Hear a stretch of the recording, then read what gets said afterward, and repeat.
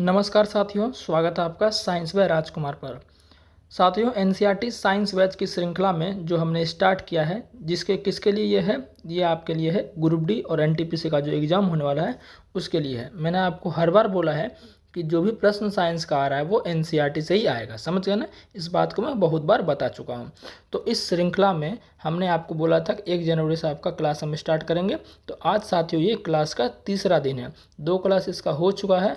तो जो भी नए देख रहे हैं इस क्लास को, तो मैं उनसे निवेदन करता हूं कि कृपया आप शुरू से देखें, ऐसे आपको कुछ भी समझ में नहीं आने वाला। मैंने पहले बायोलॉजी से स्टार्ट किया है और बायोलॉजी के बाद बायोलॉजी फिर ख़त्म हो जाएगा, फिर केमिस्ट्री देखेंगे, फिर फिजिक्स देखेंगे, या बायोलॉजी के बाद फिजिक्स केमिस्ट्री देख लेंगे, वो बात की बात है। पहले बायोलॉजी को ख़त्म कर लेते हैं, ठीक है ना।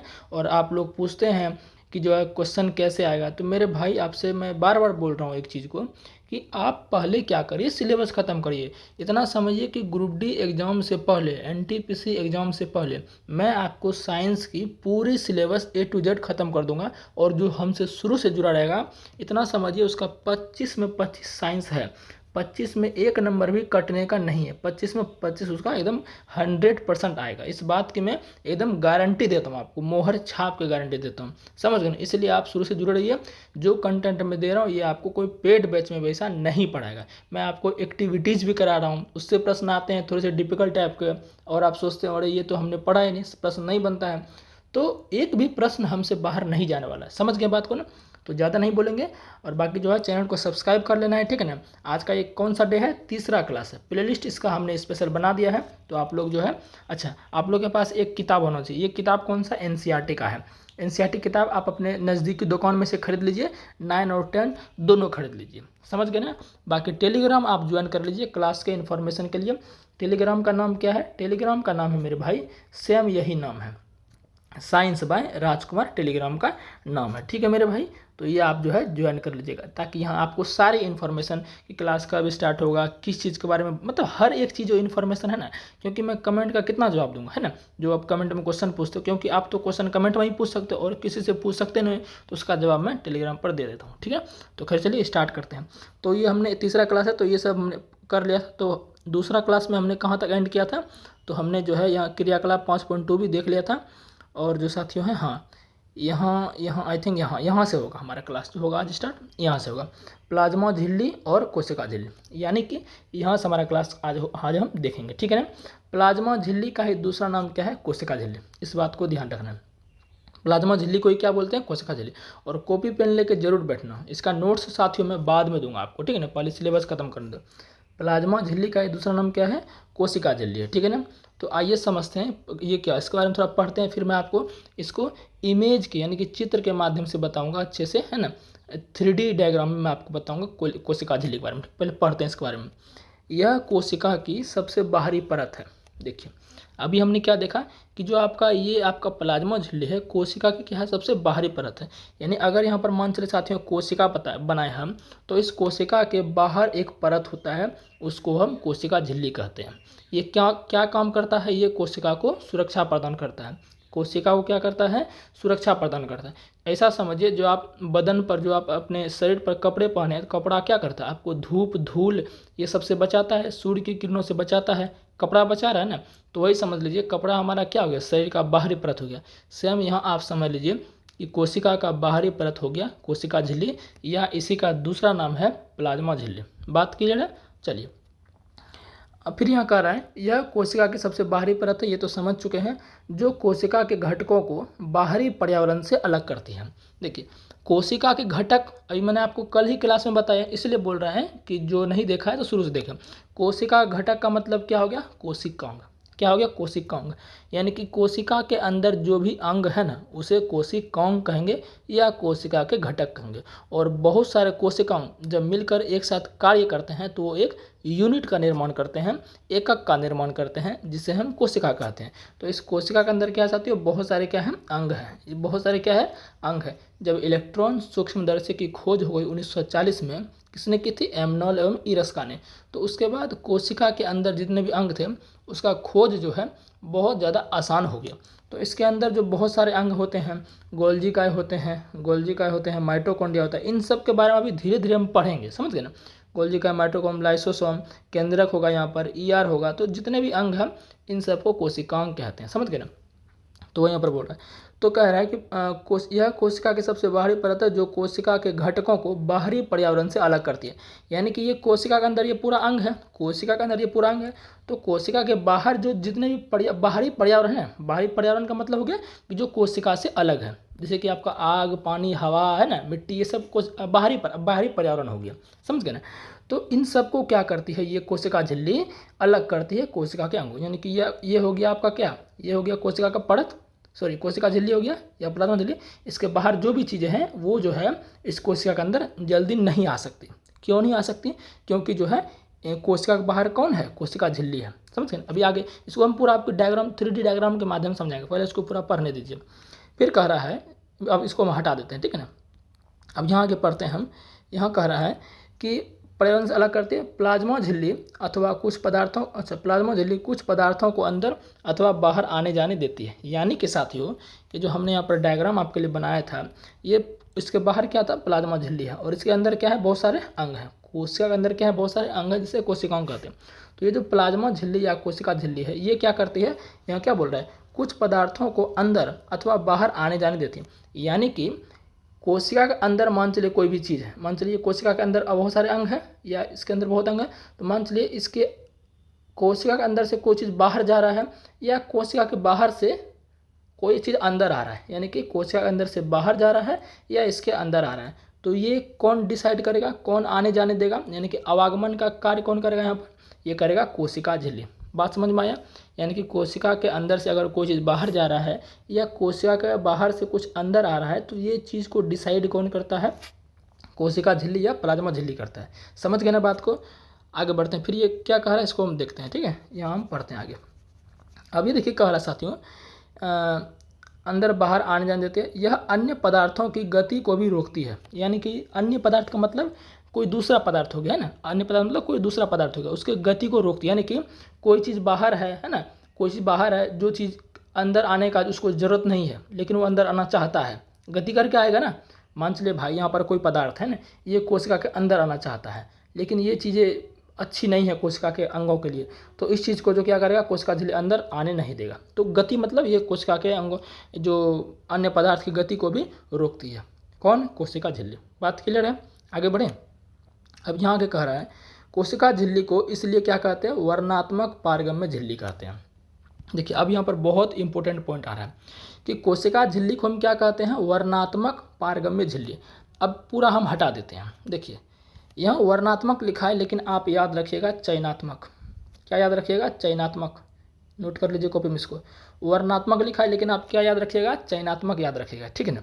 तो वर्णात्मक या चयनात्मक का मतलब क्या हो गया मेरे भाई, कोशिका झिल्ली या प्लाज्मा झिल्ली को हम क्या नाम दे दिए एक अलग से, वर्णात्मक या चयनात्मक पारगम्य झिल्ली। अब मैं समझाता हूँ कि वर्णात्मक और पारगम्य झिल्ली क्या होता है। इसको थोड़ा हम समझते हैं एक अलग से पेज में, ठीक है।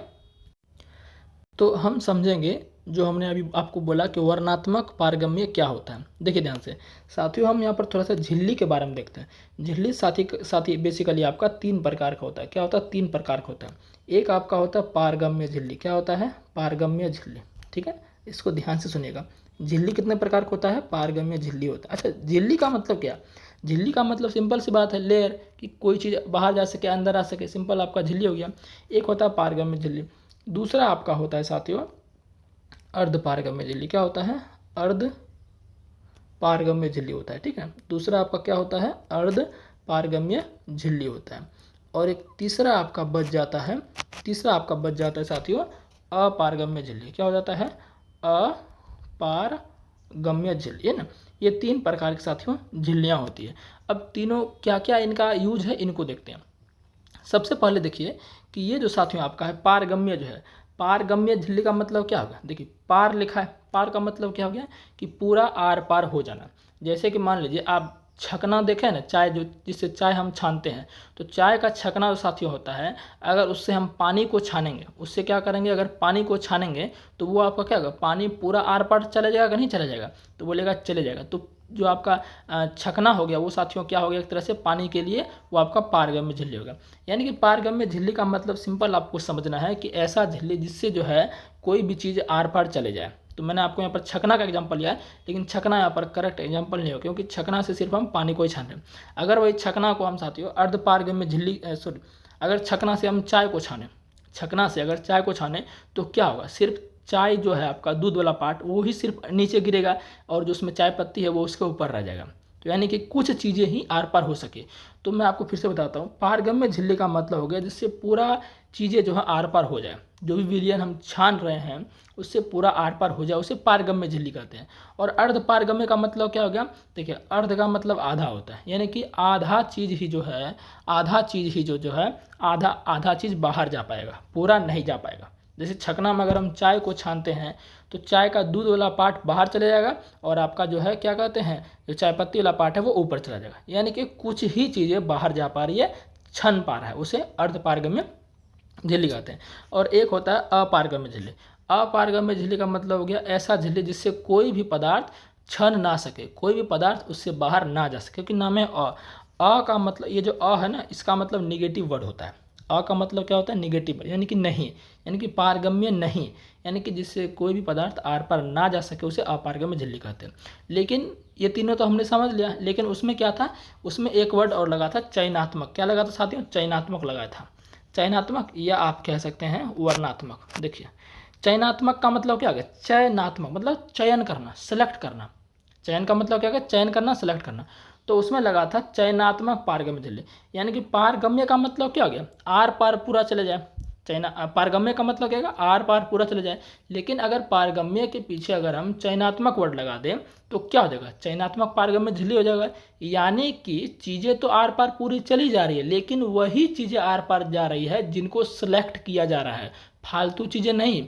यानी कि जो ज़रूरी चीज़ें हैं, जो ज़रूरतमंद की चीज़ें हैं, उन्हीं को सेलेक्ट करके कोशिका के अंदर जो है, कोशिका झिल्ली द्वारा बाहर और अंदर किया जा रहा है। इसी को कहते हैं चयनात्मक पारगम्य झिल्ली। बात समझ में आया, चयनात्मक पारगम्य झिल्ली वैसा झिल्ली जिससे सेलेक्ट की हुई चीज़ें ही अंदर और बाहर आ जा पा रही है। बात क्लियर हुआ, चलिए आगे बढ़ते हैं।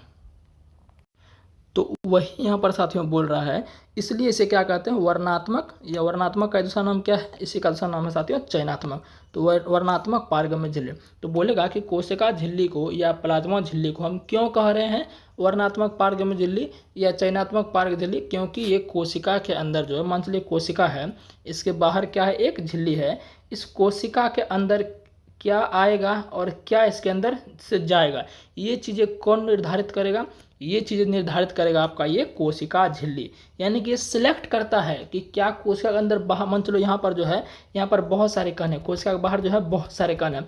अब सब मान चलिए अंदर आना चाहता है, सब क्या करता है, सब चाहता है कोशिका के अंदर चले जाए, लेकिन ऐसा नहीं होगा। अब क्या चीज़ें अंदर आ सकेगी, क्या बाहर जा सकेगी, ये आपको धीरे धीरे पता चलेगा। समझ गए ना बात को, जैसे जैसे अपन पैर बढ़ाते जाएंगे हमारा कद ऊंचा होता जाएगा। समझ गए मेरे भाई। तो ये जो हमारा कोशिका झिल्ली है, मान चलिए यहाँ पर बहुत सारे बाहर कण हैं, वो चाहते हैं नहीं हम चलो कोशिका के अंदर जाते हैं, थोड़ा घूम फिर के आते हैं कि उसके अंदर क्या क्या चीज़ें, थोड़ा हाथ उत मिला के आते हैं, फाइट उठ करके आते हैं। लेकिन इसका बाप यहाँ कौन है, कोशिका झिल्ली। कोशिका झिल्ली तय करेगा कि जो बाहर जो 200, 500, 1000 जो भी कण पदार्थ है वो इसके अंदर कौन जाएगा, जो जाएगा उसी को ये क्या करेगा, कोशिका झिल्ली सिलेक्ट करेगा। नहीं भाई तुम चले जाओ, तुम्हारा जो है, तुम्हारा वहाँ दोस्त वगैरह है, तुम मिल के आओ, तुम्हारा वहाँ कम है। समझ के बात को ना। अब मान चलिए कोशिका अंदर से कौन बाहर जाएगा, इस चीज़ को भी निर्धारित करेगा कोशिका झिल्ली या प्लाज्मा झिल्ली। इसलिए तो बोल रहे हैं इसको चयनात्मक, यानी कि चयन करता है, सिलेक्ट करता है। उम्मीद है ये चीज़ें क्लियर आपको हो गई। अब मैं आपको दिखाता हूँ कि प्लाज्मा झिल्ली 3D में कैसा दिखता है, ठीक है ना। तो इसको भी थोड़ा देख लेते हैं। तो ये देख सकते हैं साथियों, ये 3D का इमेज है, पूरा जूम किया हुआ। इस तरह से कुछ आपका क्या दिखता है, इस तरह से आपका दिखता है साथियों कोशिका झिल्ली। क्या दिखता है, ये जो आपको दिख रहा है ना, ये पूरा कोशिका का संरचना है। तो ये जो बाहर आपका परत दिख रहा है, ये बाहर आपका परत क्या साथियों, कोशिका झिल्ली का परत है। किसका परत है साथियों, ये कोशिका झिल्ली का परत है। कुछ इस तरह से आपका दिखता है। और इसमें कोशिका के अंदर जो क्या है, बहुत सारे कणों को दिखाया गया। कोशिका के अंदर बहुत सारे कण, जो भी गोल्जी का है, माइटोकॉन्ड्रिया है ना, ER है, और आपका क्या कहते हैं, और तो सब बोल दिया, केंद्रक है, इन सबको जो है कोशिका के अंदर दिखा गया। और जो बाहरी परत आपको दिख रहा है, इस बाहरी परत को क्या बोलेंगे? कोशिका झिल्ली और प्लाज्मा झिल्ली बोलेंगे। कोशिका झिल्ली या प्लाज्मा झिल्ली बोलेंगे। अब ये बनी किसकी होती है? ये बहुत बड़ा सवाल है। ये किसकी बनी होती है? तो ये बनी होती है लिपिड और प्रोटीन की, यानी कि फॉस्फोलिपिड और प्रोटीन को। तो देख लिया आपने, इसी तरह से आपका क्या होता है? कोशिका झिल्ली होता है। और इसके अंदर जो साथियों है, इसके अंदर आपका क्या होता है? बहुत सारे अंग होते हैं, जिनको अब जो इससे बाहर जाएगा और या कौन इसमें अंदर आएगा, ये डिपेंड करता है कोशिका झिल्ली पर, यही सिलेक्ट करता है। समझ गए ना? तो हम एक तरह से ये भी कह सकते हैं कि कोशिका की रक्षा कौन करता है? अरे भाई कौन करेगा? जो उसको घेरे हुआ है। कौन घेरे हुआ है? जो उसको परत है, कौन घेरे हुआ है? कोशिका झिल्ली। यानी कोशिका झिल्ली कोशिका को सुरक्षा प्रदान करता है। समझ गए ना? इसीलिए इसको क्या कहते हैं? कोशिका झिल्ली को चयनात्मक पारगम्य झिल्ली कहते हैं। क्या चीज़ें जाएगी, क्या चीज़ें आएगी, ये चीज़ डिपेंड करता है, ये सेलेक्ट करेगा कोशिका झिल्ली। समझ गए ना बात? तो चलिए अब देखते हैं आगे हम। अब हम देखते हैं, यहाँ तक तो हम पूरा समझ गए अच्छे तरीके से क्या ये कहना चाह रहा है। अब देखते हैं, यहाँ बोल रहा है कोशिका में पदार्थों की गति कैसे होती है। यानी कि हमने आपको क्या बोला कि कोशिका में अंदर बाहर कोशिका के अंगों अन्य पदार्थों की गति होती है। तो आखिर कैसे होती है? पदार्थ कोशिका से बाहर कैसे आते हैं? यानी कि कोशिका से पदार्थ कोशिका से बाहर कैसे आते हैं, यानी कोई कोशिका अंदर है वो बाहर कैसे जाएगा, इन चीज़ों को हम जो है देखने वाले हैं। और कोशिका में पदार्थों की गति कैसे होती है। ठीक है, तो आगे बढ़ते हैं। यहाँ पर हम पढ़ते हैं, देखिए यहाँ पर पढ़ते हैं साथियों, ठीक है ना, फिर मैं आपको डिटेल में समझाऊंगा। कह रहा है कुछ पदार्थ जैसे कार्बन डाइऑक्साइड सबको पता है, अथवा ऑक्सीजन, यानी कि कार्बन डाइऑक्साइड या ऑक्सीजन कोशिका झिल्ली के आर पार विसरण प्रक्रिया द्वारा आ जा सकते हैं। देखिए यहाँ पर वर्ड एक नया यूज हो रहा है, विसरण। क्या यूज हो रहा है? विसरण। साथियों विसरण वाला जो ये चैप्टर है, ये जो टॉपिक है, ये हम कहाँ पढ़ेंगे? ये हम पढ़ेंगे जब हम केमिस्ट्री आपको पढ़ाएंगे ना, तो उसमें हम विसरण वाले चैप्टर को पढ़ेंगे। हालांकि विसरण हमने आपको, विसरण परासरण ये चीज़ें हमने आपको पढ़ाई हुई है पहले से, ठीक है ना। तो कोई नहीं, जब स्टार्टिंग से कर रहे हैं तो हर एक चीज़ स्टार्टिंग से फिर से हम देखेंगे। लेकिन फिर भी मैं यहाँ आपको विसरण को बताऊंगा। विसरण को नहीं समझोगे तो फिर ये जो बोल रहा है CO2 और O2 आर पार, ये आप नहीं समझ पाओगे। ठीक है, तो कुछ पदार्थ जैसे CO2 हो गया और ऑक्सीजन हो गया, ये कोशिका झिल्ली के आर पार जाते। अब कौन आर जाएगा, कौन पार, यानी कि कौन बाहर कौन अंदर, ये प्रक्रिया जो है विसरण प्रक्रिया द्वारा होता है। यानी कि कोशिका झिल्ली के कार्बन डाइऑक्साइड और ऑक्सीजन ये आर पार जो होता है कोशिका के बाहर अंदर, ये किस प्रक्रिया द्वारा होता है? विसरण प्रक्रिया द्वारा। तो प्रश्न यहाँ पूछता है कि कार्बन डाइऑक्साइड और ऑक्सीजन कोशिका झिल्ली के आर पार किस प्रक्रिया द्वारा आ जा सकते हैं? तो ये हमारा विसरण प्रक्रिया, इसको डिफ्यूजन कहते हैं। विसरण मतलब क्या होता है? डिफ्यूजन होता है। अभी मैं आपको विसरण समझाऊंगा। अभी पढ़ते हैं, हम पिछले अध्यायों में विसरण की प्रक्रिया के विषय में पढ़ चुके हैं। अब देखिए पिछले अध्याय का मतलब क्या होगा?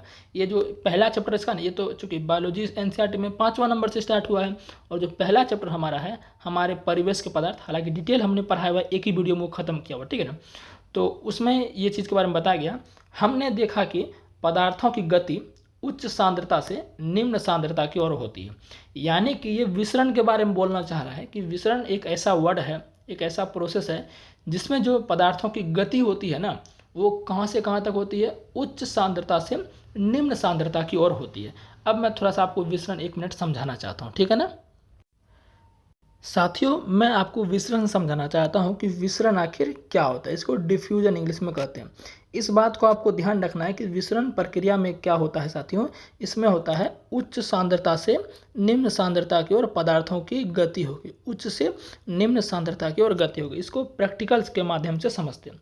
जैसे साथियों हमने यहाँ पर क्या किया, एक बर्तन लिया है, एक क्या लिया है? बर्तन लिया है, और उस बर्तन में हमने क्या किया? पानी को भर दिया है। एक बर्तन लिया, उसमें हमने पानी को भर दिया।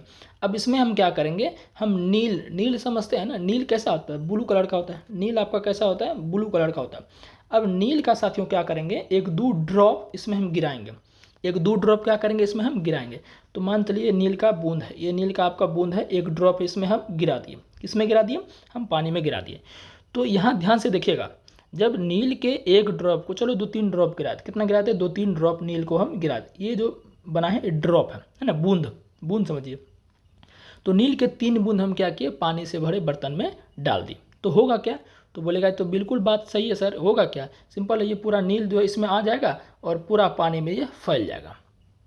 कह तो दिया आपने आसान, लेकिन ये प्रोसेस आखिर कैसे हुआ, कैसे हम जाने क्यों फैला ये? तो देखिए मेरे भाई, क्योंकि फैला क्यों, इसका रीजन ये है कि ये पानी के कण है। पानी एक द्रव पदार्थ होता है और द्रव पदार्थों के बीच रिक्त स्थान बहुत ज़्यादा होता है। तो जो भी नील का बूंद हमने डाला वो पानी में पूरा फैल गया। क्यों फैल गया? क्योंकि पानी के कणों के बीच रिक्त स्थान था, खाली स्थान था, तो उस खाली स्थान में जाके सेटल हो गए। कौन? नील के कण। जो नील के बूंद है ये भी इसके कण होंगे, तो ये कण सारे कहाँ सेटल होगा? तो ये सारे सेटल हो गए जो पानी के अंदर जो खाली स्थान था उसके अंदर सेटल हो गए। अब ये क्यों हुआ? क्यों खाली स्थान था? अब इस प्रक्रिया को विसरण कहते हैं। आखिर इसमें विसरण कैसे हो रहा है? तो देखिएगा मेरे भाई, मैंने क्या बोला है, उच्च सांद्रता से निम्न सांद्रता की ओर पदार्थों की गति को विसरण कहते हैं। देखिए ध्यान से, यहाँ जो तीन जो नील का बूंद है, यहाँ जो ये तीन नील का बूंद यहाँ पर है ना, ये तीन नील का बूंद यहाँ पर है। तो जैसे नील के बूंद को हम गिरा रहे हैं, सुनिएगा ध्यान से मेरे भाई, नील के बूंद को जैसे गिरा रहे हैं, तो यहाँ पर जो नील का बूंद है साथियों, यहाँ पर क्या है, नील का पदार्थ यहाँ पर ज़्यादा है, यानी नील यहाँ पर ज़्यादा है। अब अभी मान चलिए पानी में ये नहीं गया है, पानी में नहीं गया, ये सिर्फ ये तीन बूंद यहाँ पर हम लटका के रखे हुए, मान चलिए लटका कर रखे हुए, मान चलिए आप, तो ये तीन बूंद जो नील का है, यहाँ नील का मात्रा ज़्यादा है, नील का मात्रा ज़्यादा है कि नहीं? यानी कि हम कह सकते हैं मेरे भाई कि नील की सांद्रता यहाँ पर ज़्यादा है। पानी में गिरने से पहले नील की सांद्रता क्या है? ज़्यादा है। और अभी पानी में जैसे चला गया, अब जैसे पानी में चला गया, अब ये जो पानी हम लिए इसमें अभी नील नहीं है, इसमें क्या अभी नील नहीं है, नील सिर्फ बाहर ही है। तो पानी में नील नहीं है, मतलब नील में पानी की सांद्रता अभी कम है। बात को समझिए, पानी में नील की सांद्रता अभी क्या है? कम है। और जो तीन बूंद है यहाँ पर नील की सांद्रता अधिक है, और पानी में नील की सांद्रता बिल्कुल कम है। तो मेरे भाई गति किधर होगा? गति किधर होगा? तो बोलेगा सर उच्च सांद्रता से निम्न सांद्रता की ओर। तो नील का यहाँ पर सांद्रता ज़्यादा है, तो ये सब गति किधर करेगा? उच्च सांद्रता से निम्न सांद्रता की ओर, उच्च सांद्रता से निम्न सांद्रता की ओर। इसलिए साथियों ये सारा क्या होता है? पानी में फैल जाता है, क्योंकि पानी में नील की सांद्रता है ही नहीं, यानी कि बिल्कुल कम है। तो उच्च सांद्रता से निम्न सांद्रता की ओर गति करेगा, इस तरह से पूरा वो क्या करेगा? नील आपका फैल जाएगा। समझ गए ना बात को? तो ये आपका क्या कहलाएगा साथियों? विसरण प्रोसेस कहलाएगा। और एग्जाम्पल दें आपको, और एग्जाम्पल देते हैं।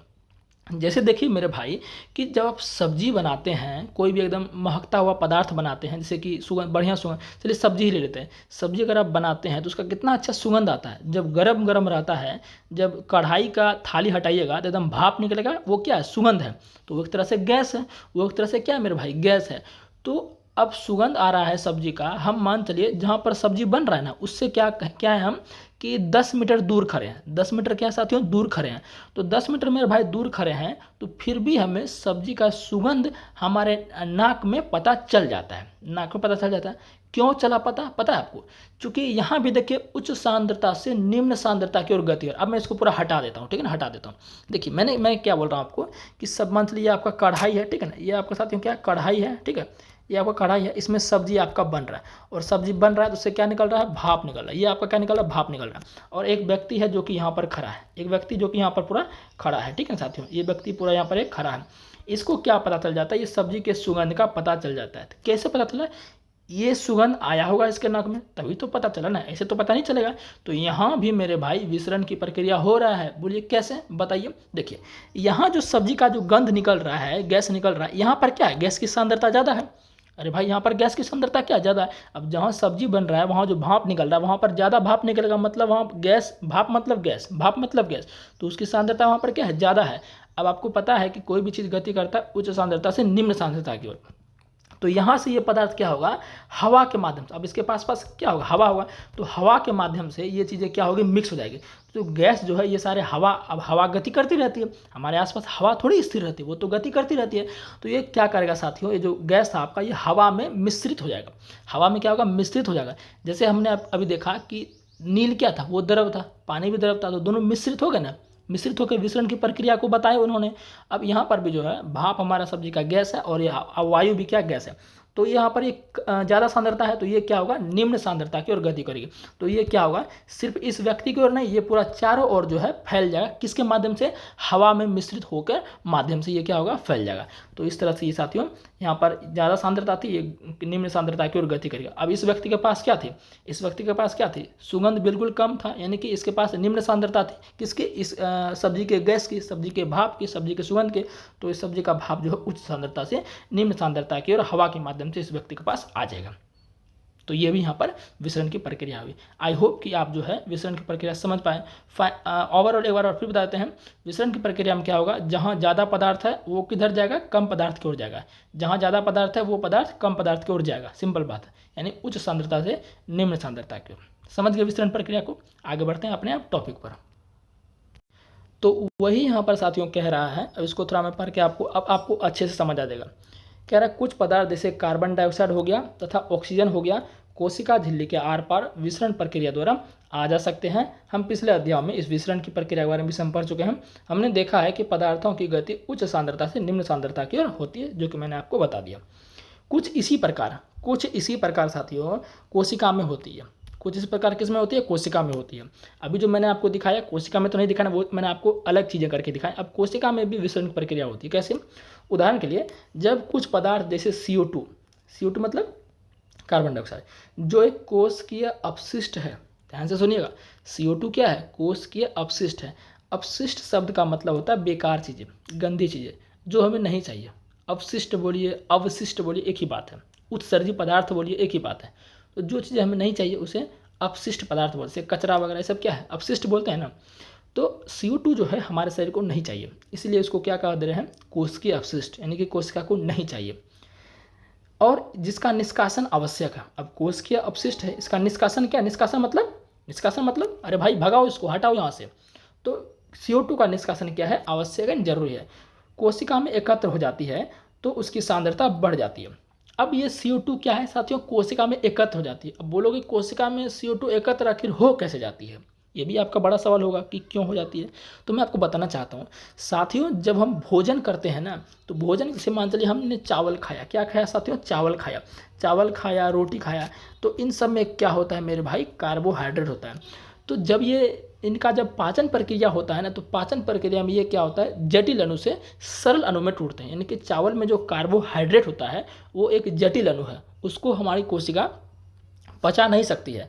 तो पचा नहीं सकती है तो आखिर उसका छोटा रूप चाहिए पचाने के लिए। तो छोटा रूप के लिए एंजाइम वगैरह उसको क्या करता है? कार्बोहाइड्रेट में जो स्टार्च वगैरह है उसको तोड़ देता है। क्या करता है? तोड़ देता है और फिर सरल अणु में बन जाता है, जिससे हमारा क्या होता है? ग्लूकोज, यानी कि कोशिका जो उसको पचा सकता है। अब जो चावल में जो कार्बोहाइड्रेट पाया जा रहा है उसका छोटा पदार्थ क्या है? ग्लूकोज है। क्या साथियों? ग्लूकोज है।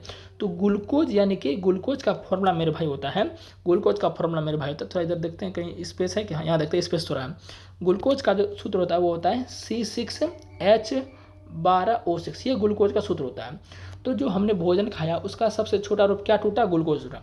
अब जब हम सांस ले रहे हैं, सांस ले रहे कि नहीं ले रहे? तो सांस ले रहे हैं तो क्या ले रहे हैं? बोलिएगा सर ऑक्सीजन ले रहे हैं। ऑक्सीजन नहीं ले रहे हैं, हालांकि बहुत चीज़ें ले रहे हैं। वायुमंडल में जो चीज़ें उपस्थित हैं, जो भी गैसें उपस्थित हैं, सब चीज़ें हम ले रहे हैं। ऑक्सीजन भी ले रहे हैं, नाइट्रोजन भी ले रहे हैं, ऑर्गन गैस भी ले रहे हैं। जो भी चीज़ें हैं ना, वो सारी चीज़ें हम अपने फेफड़ों के अंदर ले रहे हैं, फेफड़ों की सहायता से। तो ऑक्सीजन भी ले रहे हैं। तो ऑक्सीजन जैसे इसमें चला जाता है साथियों, इस ग्लूकोज में जब ऑक्सीजन चला जाता है, हालांकि एक जटिल टॉपिक है, मैं आपको ये जब बायोलॉजी पढ़ाऊंगा तो उसमें ये मैं आपको और अच्छे से पढ़ाऊंगा। तो फिलहाल लेकिन मैं आपको समझा रहा हूँ कोशिकीय अपशिष्ट CO2 कैसे बनता है, वो चीज़ें बता रहा हूँ, ठीक है ना। तो ग्लूकोज के पास जब ऑक्सीजन आ जाता है ना साथियों, तो इससे क्या बनता है? हमें ऊर्जा मिलता है। क्या मिलता है? ऊर्जा मिलता है। अब हम जो भोजन कर रहे हैं किसके लिए? ऊर्जा हमें चाहिए ना। एनर्जी अगर डाउन है तो आप कुछ कर नहीं सकते, आपका कोशिका कार्य नहीं कर सकता, क्योंकि आपके कोशिका को ऊर्जा चाहिए कोई भी कार्य करने के लिए। तो अगर ग्लूकोज के साथ ऑक्सीजन दोस्ती कर लेता है तो यहाँ पर ऊर्जा मिलता है, और साथ ही साथ साथियों पता है क्या मिलता है? साथ ही साथ CO2 मिलता है और आपका H2O मिलता है। अब देखिए यहाँ पर CO2 पता चला कहाँ से आया? तो ये जो प्रक्रिया हो रही है ये एक कोशिका में हो रही है। अब ऐसी बिलियनों कोशिका है कि नहीं? बिलियनों कोशिका, तो बिलियनों कोशिका में सब ये प्रोसेस होगा तो CO2 जो है बनते जाएगा। तो CO2 कहाँ से आया? कोशिका में ग्लूकोज में ऑक्सीजन के साथ जो रिएक्शन हुआ, एक जैव रासायनिक प्रक्रिया हुआ, बायोकेमिकल रिएक्शन हुआ, उसके फलस्वरूप ऊर्जा बना। साथ ही साथ कुछ बेकार पदार्थ भी बने, जैसे कि CO2 जो कि हमें नहीं चाहिए, और H2O तो ये काम की ही चीज़ है। तो ये CO2 कैसे बना? ग्लूकोज के टूटने से, समझ गए ना। तो इसे CO2 को अब हम क्या करना है? बाहर निकालना, क्योंकि जरूरी नहीं है। तो बाहर निकालने के लिए हम क्या करते हैं? इसको विसरण प्रक्रिया द्वारा बाहर निकालते हैं। तो वही चीज़ साथियों यहाँ पर ये कह रहा है। तो अब समझ में आ गया होगा कि CO2 कहाँ से आया, एकत्र कहाँ से होता है, ठीक है। तो अब हम थोड़ा सा आगे बढ़ते हैं इसको। जिसका निष्कासन अवश्य कहाँ तक पढ़ लिए थे? हाँ, कोशिका में एकत्र हो जाती है। कैसे एकत्र हो जाती है मैंने आपको बता दिया। तो उसकी सांद्रता बढ़ जाती है। अब देखो मेरे भाई, वायुमंडल में जो कोशिका होती है 0.03% होती है। सॉरी, कार्बन डाइऑक्साइड होती है वायुमंडल में 0.03% होती है। अब चूंकि हम सांस जब ले रहे हैं, श्वसन जब कर रहे हैं, तो उसमें कार्बन डाइऑक्साइड यानी कि जो भी चीज़ें हैं सबको हम आपके शरीर के अंदर ले रहे हैं। तो बाहर कार्बन डाइऑक्साइड की मात्रा कम ना है मेरे भाई, वायुमंडल में 0.03% ही है। अब जब हम हमारे शरीर के अंदर देखिए CO2 का मात्रा ज़्यादा हो गया, क्यों ज़्यादा हो गया? क्योंकि मैंने अभी आपको बताया। कैसे ज़्यादा हो गया? मैंने आपको बताया, ग्लूकोज में जब ऑक्सीजन आता है तो उसके साथ ऊर्जा भी बनता है, CO2 भी बनता है और आपका जल भी बनता है। तो यहाँ पर देख सकते हैं CO2 की मात्रा हमारे शरीर में बढ़ रहा है। अब वो एक कोशिका में हुआ था, ऐसी बहुत सारी कोशिका में होगी, तो यहाँ पर CO2 की मात्रा हमारे शरीर में क्या होगा? बढ़ जाएगा। अब अभी जो विसरण पढ़ाए हैं ना मेरे भाई कि कोई भी चीज़ किधर गति करेगा? उच्च सांद्रता से निम्न सांद्रता की ओर गति करेगा। तो हमारे कोशिका में साथियों CO2 की मात्रा बढ़ चुकी है, सांद्रता उसकी बढ़ चुकी है। अब वो किधर गति करेगा? तो वो बाहर की ओर गति करेगा, क्योंकि वायुमंडल में CO2 की मात्रा कम है, तो बाहर से यानी कि कम से ज़्यादा से कम की ओर गति करेगा विसरण में। तो वही यहाँ पर ये बोल रहा है, ठीक है ना। तो वही यहाँ पर साथियों ये क्या बोल रहा है हमारा, आगे थोड़ा पढ़ते हैं। उम्मीद है कि इस चीज़ें आपको समझ आती होगी, तो लाइक वगैरह में कमी नहीं करना है मेरे भाई लोग। आगे बढ़ते हैं। तो उसकी सांद्रता क्या होती है? बढ़ जाती है। कोशिका के बाह्य पर्यावरण में CO2 की सांद्रता कोशिका में उपस्थित CO2 की सांद्रता की अपेक्षा कम होती है। अरे यही तो बोल रहे हैं हम, यही तो बोल रहे हैं, जो हम पहले बोले वो उसको बाद में बोल रहा है NCERT, ठीक है। चलिए, तो ये बोल रहा है तो उसकी सांद्रता बढ़ जाती है कोशिका के बाह्य पर्यावरण में। बाह्य पर्यावरण में कितना कार्बन डाइऑक्साइड है? 0.03%। CO2 की सांद्रता कोशिका में स्थित CO2 की सांद्रता की अपेक्षा कम होती है, यानी कि जो बाहर है वो कम है कोशिका के अंदर की अपेक्षा। जैसे ही कोशिका के अंदर, अब पूरा हटा देते हैं सब, ठीक है, जंगल ज़्यादा हो गया। हाँ, अब यहाँ कह रहा है जैसे ही कोशिका के अंदर और बाहर CO2 की सांद्रता में अंतर आ जाता है। बात समझिए, अंतर नहीं आया भाई, सांद्रता में अंतर आएगा तभी तो विसरण की प्रक्रिया होगी। अब मान चलिए बाहर भी CO2 का मात्रा बराबर रहता, अंदर भी CO2 का मात्रा बराबर रहता, तब तो गति नहीं होता, तब यहाँ विसरण की प्रक्रिया होती ही नहीं। समझ गए ना बात को। तो वही बात यहाँ कह रहा है यहाँ पर कि कहाँ गया भाई, मिल जा, हाँ कहाँ गया यार, हाँ, जैसे ही कोशिका के अंदर बाहर और CO2 की सांद्रता में अंतर आ जाता है तो उसी समय उच्च सांद्रता से निम्न सांद्रता की और विसरण द्वारा कोशिका से CO2 बाहर निकल जाती है। यानी कि बाहर कम है, अंदर ज़्यादा है, तो अंतर आ गया ना सांद्रता में, तो क्या होगा? CO2 हमारे कोशिका के अंदर से बाहर निकल जाएगा, वायुमंडलीय परिवर्तन में, वायुमंडलीय में चला जाएगा, वायुमंडल में चला जाएगा, क्योंकि सांद्रता में अंतर है। समझ गए ना। और ये प्रक्रिया क्या कहलाएगी? विसरण प्रक्रिया कहलाएगी। तो उम्मीद है बाहर क्यों जाएगी CO2 कोशिका से अंदर, यानी कोशिका के अंदर जो है उससे बाहर क्यों जाएगी CO2, ये आपको पता चल गया होगा। आगे पढ़ते हैं हम थोड़ा, आगे देखिए। हाँ, यहाँ तक हो गया था ना। अब पढ़ते हैं इसी प्रकार, यानी सेम इसी प्रकार जब कोशिका में ऑक्सीजन की सांद्रता कम हो जाती है। अब मान चलिए कोशिका में ऑक्सीजन की कमी हो गई, हमने यहाँ पर क्या देखा? जब कोशिका में CO2 की बढ़ोतरी हो गई तो वो किधर जाएगा? तो बोलेगा कोशिका से बाहर जाएगा, क्योंकि बाहर और अंदर सांद्रता में अंतर है। और सेम इसी प्रकार जब कोशिका में ऑक्सीजन की सांद्रता कम हो जाती है, अब कोशिका में अगर ऑक्सीजन की सांद्रता कम हो जाएगी, अब कोशिका में अगर ऑक्सीजन की सांद्रता कम हो गई तो क्या होगा? बाहर से ऑक्सीजन आएगा, क्योंकि ज़्यादा से कम में आएगा ना, हमारे शरीर में ऑक्सीजन की कमी होगी, तो ऑक्सीजन कहाँ से आएगा? उच्च सांद्रता से निम्न सांद्रता को, यानी कि वायुमंडल से हमारा क्या होगा? ऑक्सीजन अंदर आएगा कोशिका के अंदर, विसरण प्रक्रिया द्वारा। समझ गए। तो वही सब ये बोल रहा है, इसको देखते हैं यहाँ पर, ठीक है। तो O2 बाहर से, देखिए इसी प्रकार जब कोशिका में ऑक्सीजन की सांद्रता कम हो जाती है तो O2 बाहर से कोशिका में विसरण द्वारा अंदर चली आती है, जो कि मैंने आपको बोल दिया। अतः कोशिका तथा बाह्य पर्यावरण में गैसों का आदान प्रदान में विसरण एक महत्वपूर्ण भूमिका निभाती है। अब यहाँ पर देखिए मेरे भाई, ये जो बोल रहा था ना, यहाँ जो बोल रहा था कि कोशिका झिल्ली में, कोशिका में पदार्थों की गति कैसे होती है, पदार्थ कोशिका से बाहर कैसे आते हैं, ये विसरण प्रक्रिया द्वारा है। किस प्रक्रिया द्वारा? विसरण प्रक्रिया द्वारा। मैंने आपको बता ही दिया, विसरण प्रक्रिया द्वारा पदार्थों की गति होती है कोशिका में। कैसी गति होती है? इतना रामायण तो आपको बोल दिया, समझ ही गए होंगे, ठीक है मेरे भाई। तो यहाँ वही चीज़ ये बोल रहा था, ठीक है। विसरण द्वारा कोशिका में CO2 से बाहर निकाल आती है। इसी प्रकार जब कोशिका में ऑक्सीजन की सांद्रता कम हो जाती है तो O2 कोशिका से विसरण द्वारा अंदर चले जाते हैं। अतः कोशिका तथा बाह्य पर्यावरण में गैसों के आदान प्रदान में विसरण एक महत्वपूर्ण भूमिका निभाते हैं। यानी कि पूछेगा कि कोशिका के अंदर बाहर गैसों का आदान प्रदान किस प्रक्रिया द्वारा होता है, तो दैट इज आंसर विसरण। समझ गए साथियों। अब यहाँ विसरण को थोड़ा और दिखाया गया, तो मैं इसको थोड़ा और आपको बताना चाहता हूँ। जल भी विसरण के नियमों के अनुकूल व्यवहार करता है, यानी कि पानी भी जो क्या करता है, विसरण के अनुकूल व्यवहार करता है। जल के अणुओं की गति जब वर्णात्मक पारगम्य झिल्ली द्वारा, अब तो वर्णात्मक तो आप समझ गए होंगे, वर्णात्मक बोलिए चयनात्मक बोलिए, बात एक ही है, ठीक है। जब वर्णात्मक पारगम्य झिल्ली द्वारा हो तो उसे परासरण कहते हैं। देखिए अब यहाँ पर एक बात आया है, परासरण, यानी कि विसरण हम समझ लिए। विसरण क्या है? जब उच्च सांद्रता से निम्न सांद्रता की ओर गति करे तो वो विसरण कहलाता है। अब यहाँ समझते हैं साथियों परासरण। प्लाज्मा झिल्ली से जल की गति जल में घुले पदार्थों की मात्रा के कारण भी प्रभावित होती है। यानी कि प्लाज्मा झिल्ली, तो मैंने आपको बता दिया प्लाज्मा झिल्ली के बारे में बहुत चीज़ें बता दी। प्लाज्मा झिल्ली से जल की गति साथियों, जल की गति जल में घुले पदार्थों की मात्रा के कारण भी प्रभावित होती है। इसी प्रकार प्रासरण में जल के अणु वर्णात्मक पारगम्य झिल्ली द्वारा उच्च जल की सांद्रता से निम्न जल की सांद्रता की ओर गति करते हैं। देखिए विसरण मैंने क्या बोला कि उच्च सांद्रता से निम्न सांद्रता की ओर गति करेगी, है ना। वहाँ कोई भी पदार्थ हो सकता है, उच्च सांद्रता से कोई गैस द्रव कुछ भी हो सकता है। लेकिन साथियों यहाँ जो है थोड़ा सा अंतर है विसरण और प्रासरण में। थोड़ा सा अंतर साथियों क्या है कि इसमें जल के अणु केवल गति करेंगे, बात को समझिएगा। विसरण में क्या था कि कोई भी अणु जो भी द्रव था, विलय विलय कुछ भी गति कर सकता है। इसमें क्या है साथियों, इसमें क्या आपका केवल जल के अणु ही गति करेंगे उच्च सांद्रता से। जैसे मान चलिए यहाँ पर जल का मात्रा ज़्यादा है, यहाँ पर जल का मात्रा कम है, तो इधर से इधर गति करेगी। आखिर चीज़ें वही है। यहाँ भी देखिए उच्च सांद्रता, यहाँ जल का मात्रा ज़्यादा है मतलब उच्च सांद्रता है, यहाँ जल का मात्रा कम है मतलब जल की निम्न सांद्रता है, तो उच्च से निम्न की ओर गति करेगी। लेकिन लेकिन लेकिन केवल जल के अणु, केवल जल के अणु, इस बात को ध्यान रखना है। परासरण में केवल जल के अणु ही गति करते हैं मेरे भाई, इस बात को नोटिस रखना है, समझ गए ना। तो वही यहाँ मेरे भाई कहना चाह रहा है, ये आपका कहना चाह रहा है कि उच्च जल की सांद्रता से निम्न जल की सांद्रता की ओर गति करते हैं, यह प्रक्रिया परासरण कहलाती है। ओस्मोसिस, इस ओस्मोसिस बोलते हैं। डिफ्यूजन मतलब हो गया साथियों आपका, डिफ्यूजन मतलब हो गया विसरण, और ओस्मोसिस का मतलब साथियों आपका हो गया परासरण। ठीक है ना। चलिए आगे पढ़ते हैं और हम थोड़ा सा, हाँ आगे कहाँ गया, पढ़ते हैं थोड़ा सा यहाँ पर। ठीक है, गति करते हैं। यदि हम किसी जंतु कोशिका अथवा पादप कोशिका को शक्कर अथवा नमक के विलयन में रखें तो क्या होगा। यानी कि जंतु कोशिका हो गया, जैसे कि हम ले लेते हैं यहाँ पर हम किशमिश का उदाहरण लेंगे। किशमिश के अंदर की जो कोशिका है, अब किशमिश कहाँ से प्राप्त होगा भाई, पेड़ पौधों से प्राप्त होगा ना। किशमिश अंगूर से प्राप्त होगा, तो अंगूर कहाँ से आता है, तो पेड़ पौधों से, यानी कि पादप की कोशिका ही उसमें होगी।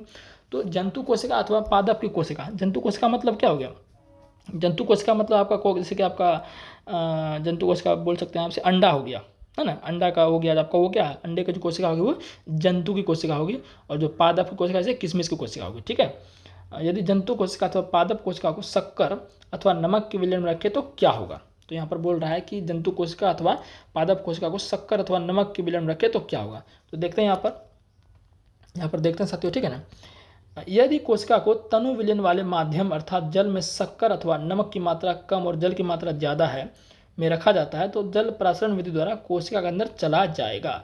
ऐसे विलयन को अल्प परासरणीय दाब विलयन कहते हैं। अब ये पूरा रामायण क्या कह रहा है, मैं आपको एक अच्छे क्या करता है, अच्छे डायग्राम बताता हूँ। क्या बोल रहा है ये, अल्प परासरण दाब, है ना, अल्प परासरण दाब। तो नए फ्रेश लेते हैं।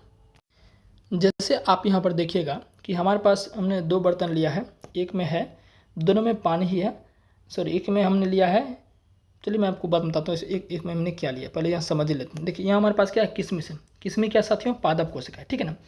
तो प्रश्न इस प्रकार से इसमें दिया गया है कि जब बात किसकी कर रहे हैं, बात कर रहे हैं अल्प परासरणी, किसकी बात कर रहे हैं, अल्प परासरणी विलयन की बात कर रहे हैं। ठीक है, अल्प परासरणी विलयन की बात कर रहे हैं। परासरण आप समझ चुके हैं। अल्प परासरण का मतलब जानते हैं क्या होगा, अल्प परासरण का मतलब साथियों होगा कि ऐसा विलयन, अल्प परासरण मतलब क्या, ऐसा विलयन जिसमें तो साथियों आपका क्या होगा कि ये जो पदार्थ जिसे हम यहाँ पर लिया है, जैसे हमने यहाँ पर क्या इसको लिया है, इस विलयन में देखिए ये भी क्या विलयन है, इस विलयन में सिंपल आपका क्या है, पानी है। इस विलयन में सिंपल आपका क्या है, इसमें पानी है। इस विलयन में सिंपल पानी है। अगर हम इसमें किशमिश को रख दें, अगर एक किशमिश इसमें उठा के इसमें हम रख दें, इसमें किशमिश को हम रख दें, थोड़ा सा इसको अलग कलर से अब करते हैं ना, अलग कलर से करते हैं, 1 मिनट। अब थोड़ा इसको क्या कर रहे हैं हम, इसमें एक किशमिश को उठा के इसमें हम रख दे रहे हैं, तो किशमिश इसमें फूलेगा कि पचकेगा, ये हमारा सवाल है। और हम बात कर रहे हैं अल्प परासरणी विलयन की।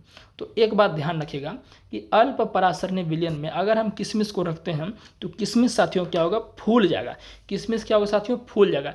क्यों फूलेगा साथियों, क्योंकि मेरे भाई कि अल्प परासरणी विलयन का खासियत होता है कि ऐसा विलयन जिसमें क्या है, जो कि एक तरह से बोलिए तनु विलयन हो, जो कि क्या हो, तनु विलयन हो। तनु विलयन का मतलब क्या हो गया, ये चीज़ें मैंने आपको विलयन चैप्टर में पहले पढ़ाई थी, तो कोई नहीं, अभी आपको ध्यान से सुनना है। तनु विलयन का मतलब साथियों होता है कि ऐसा विलयन जिसमें विलायक की मात्रा ज़्यादा हो और विलय की मात्रा कम हो, उसे तनु विलयन कहते हैं। तो अल्प परासरणी विलयन का मतलब आप क्या समझ लीजिएगा, तनु विलयन यहाँ पर समझ लीजिएगा। तो यानी कि इसमें क्या है कि पानी की मात्रा साथियों ज़्यादा है।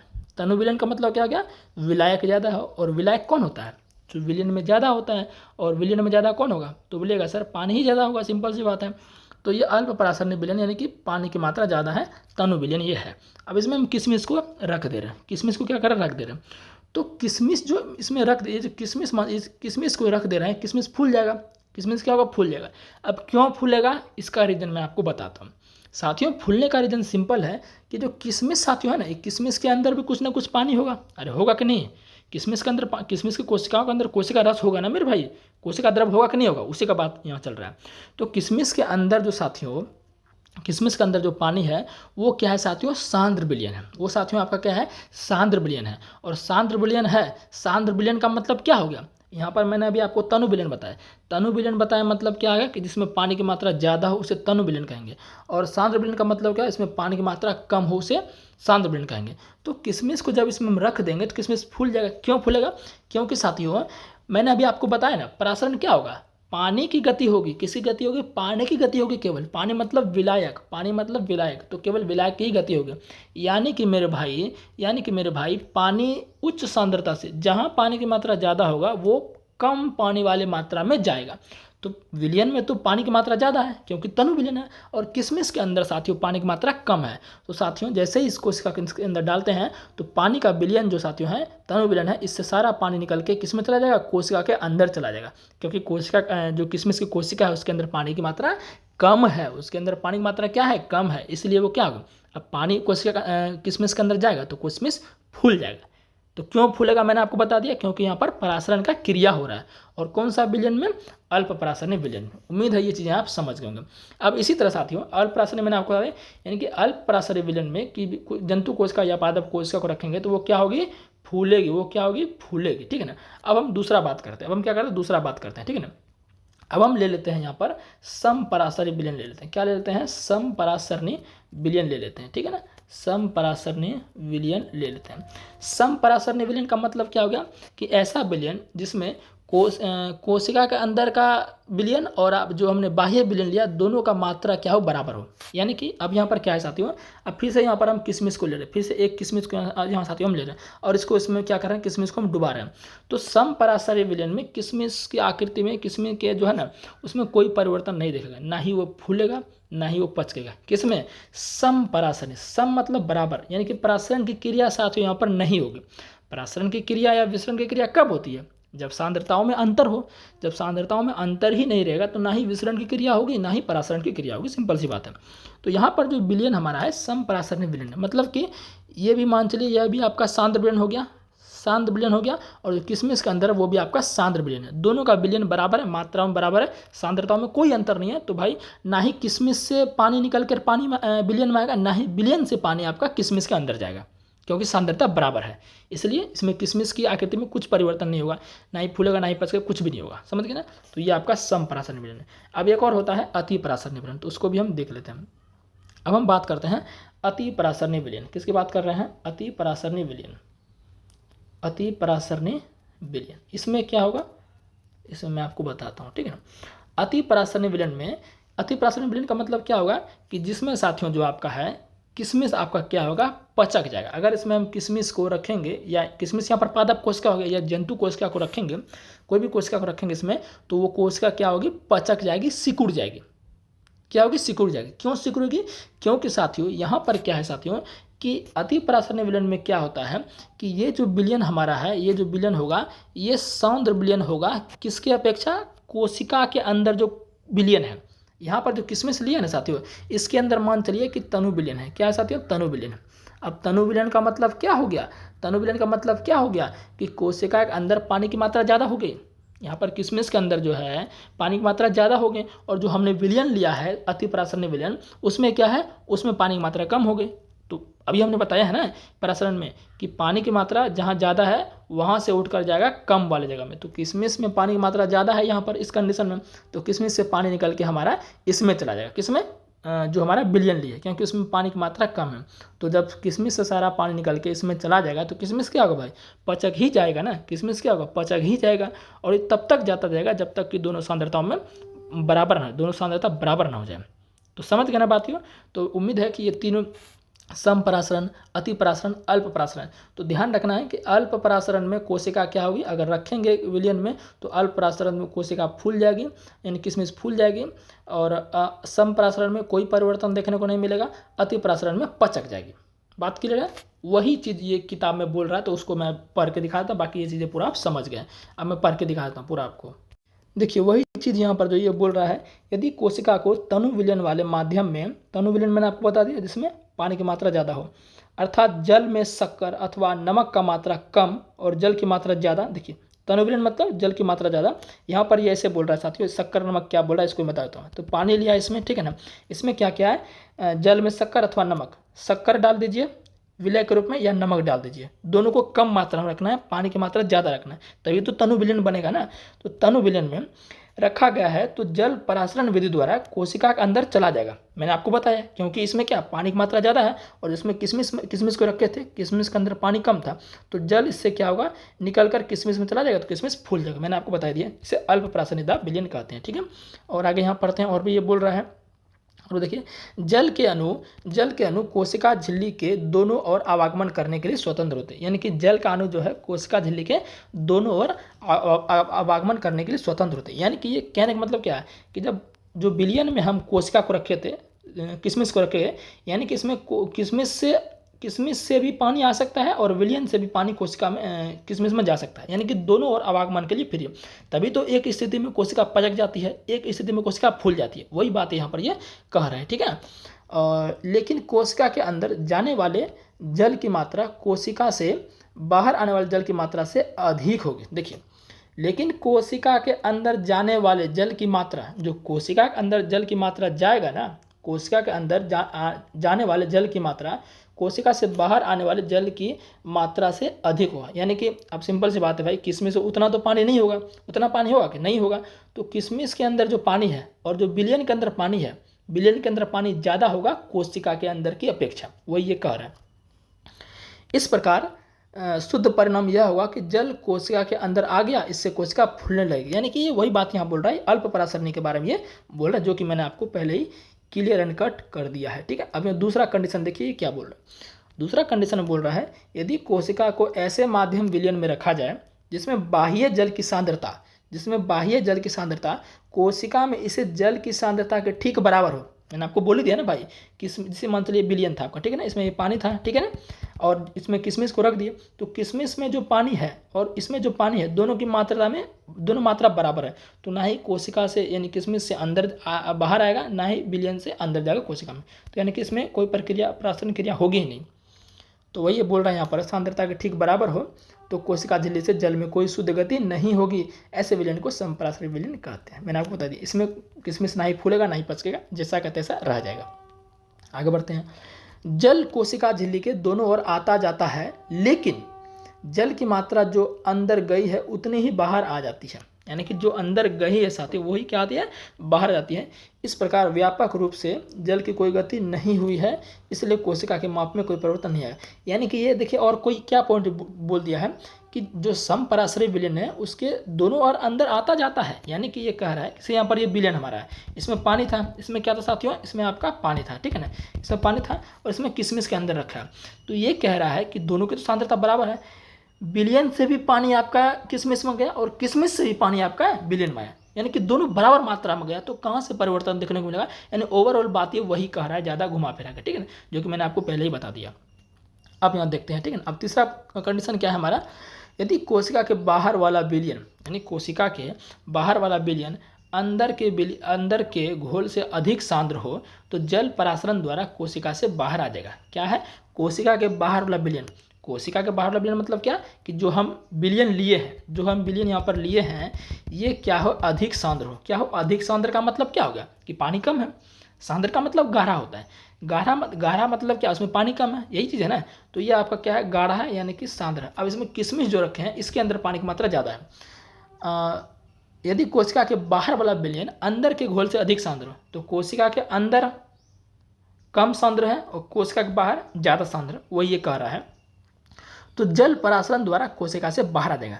तो परासरण द्वारा क्या होगा, उच्च सांद्रता से निम्न सांद्रता की ओर गति होगी, मैंने आपको बता दिया, तो आपका जो है इससे पानी निकल के इसमें विलयन में आ जाएगा, तो ये आपका क्या होगा, कोशिका पचक जाएगा, ठीक है ना। तो ऐसे विलयन को अति पराशर दाब विलयन कहते हैं। पुनः जल कोशिका झिल्ली के दोनों ओर आ जा सकता है, लेकिन इस स्थिति में कोशिका से अधिक जल बाहर आ जाएगा और कम जल अंदर आएगा, इसलिए कोशिका सिकुड़ जाएगी। यानी कि अति पराशरणी में कोशिका सिकुड़ जाएगी, ठीक है ना। पराशरण इस प्रकार विसरण की विशिष्ट विधि है, यानी कि पराशरण जो तरह से विसरण की ही स्पेशलिस्ट विधि है, ठीक है ना।